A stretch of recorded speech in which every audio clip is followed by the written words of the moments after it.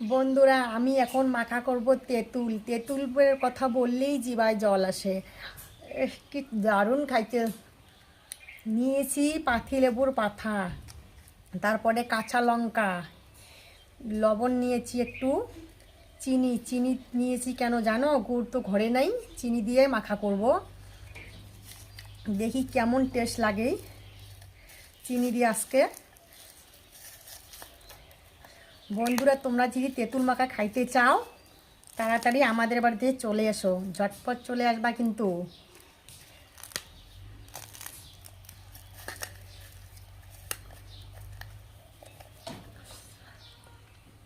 কি দারুণ খাইতে। আহ,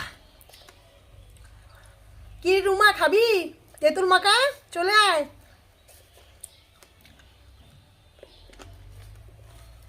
আহ,